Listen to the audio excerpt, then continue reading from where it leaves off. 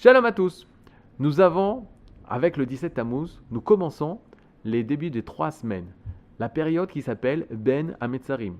La période qui s'appelle entre les limites du 17 Tammuz et du 9 Av.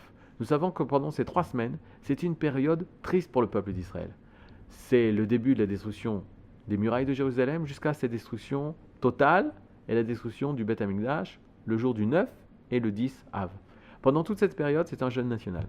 Par conséquent, nous devons limiter nos joies, nos façons d'exprimer notre joie durant toute l'année, parce que c'est une période de tristesse. Une personne qui vit ces périodes, alors on lui assurera qu'il connaîtra la Géoula, la rédemption totale et pleine d'Israël.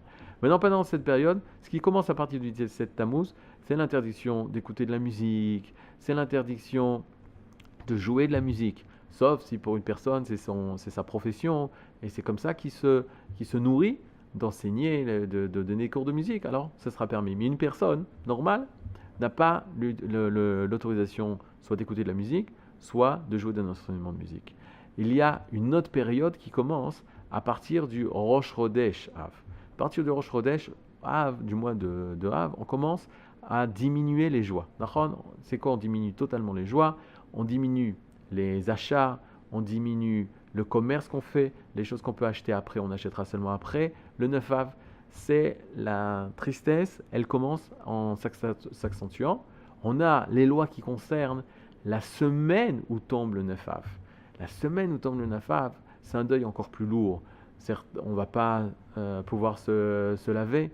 Depuis le Rosh Chodesh déjà, on arrête de manger de la viande. On a les minagim de la veille de la semaine de Tisha B'Av, où on ne boit pas d'alcool, on ne boit pas de vin, jusqu'à la veille du Tisha B'Av, où à la dernière Seouda, on n'a pas le droit de manger de viande, totalement alpidine de la Gemara, et jusqu'au jour le plus dur, qui est le jour du 9 Av. C'est une pénétration lente mais sûre vers la tristesse et vers le deuil de notre pays, le deuil de notre temple, depuis le 17 Tammuz jusqu'au 9 Av. Et par conséquent, une personne qui veut bien se préparer à ces lois-là, il faut qu'il lise le Shulchan Aruch. Il faut qu'il lise le Shulchan Aruch, lire toutes les lois. Il y a beaucoup de lois à connaître, mais surtout ne pas essayer de chercher qu'est-ce qui est permis.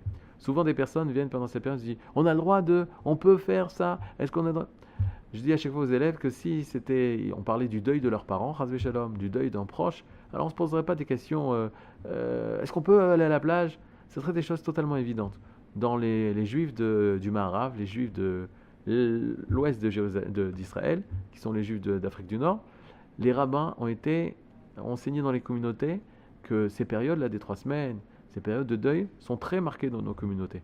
Et par conséquent, c'est une très grande mitzvah de revoir les minagim, de revoir toutes les coutumes pour les respecter comme il faut. Et Bezrat Hashem, par ce mérite-là, ceux qui ont pris le deuil de Jérusalem connaîtront la joie de Jérusalem. Kol Touf.